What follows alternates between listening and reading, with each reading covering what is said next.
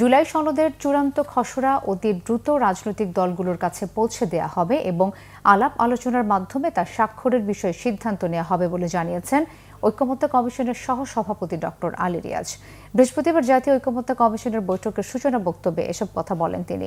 আলী রিয়াজ বলেন, রাজনৈতিক দলগুলোর মতামতের প্রতিফলন ঘটিয়েই জুলাই সনদ তৈরি করা হবে, তাই রাজনৈতিক দলগুলো এতে স্বাক্ষর করবে।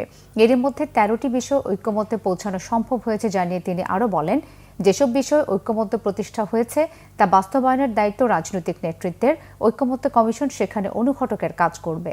আজকের বৈঠকের মধ্য দিয়ে দ্বিতীয় পর্বের আলোচনার সমাপ্তি করতে চায় ঐকমত্য কমিশন। শেষ বৈঠকে সরকারি কর্ম কমিশন, দুর্নীতি দমন কমিশন, মহা হিসাব নিরীক্ষক ও নিয়ন্ত্রক এবং ন্যায়পাল নিয়োগের বিধান, উচ্চকক্ষ, রাষ্ট্রপতি নির্বাচন, মৌলিক অধিকার সম্প্রসারণ সম্পর্কিত প্রস্তাব ও রাষ্ট্রের মূলনীতি নিয়ে আলোচনা হচ্ছে। আপনাদের মতামতগুলোর প্রতিফলন ঘটিয়ে আমরা চূড়ান্ত সনদের টেক্সটটা তৈরি করতে পারি। সনদের দুটো দিক মূলত, একটা হচ্ছে যে এর পটভূমি সহ কি কি বিষয়ে আমরা একমত হয়েছি সেটি, আর দ্বিতীয় যে বিষয়টা সেটা হচ্ছে কি কি অঙ্গীকার করা হচ্ছে। সেই প্রেক্ষাপটেই আসলে বাস্তবায়নের প্রশ্নটা উঠেছে, যেটা আমরা মনে করি যে রাজনৈতিক দলগুলোর পারস্পরিক আলোচনার মধ্য দিয়ে এটা সমাধানে পৌঁছা সম্ভব এবং আপনারা সেটা অব্যাহত রাখবেন। আমরা অনুঘটকের কাজ করব, পাশাপাশি আমরা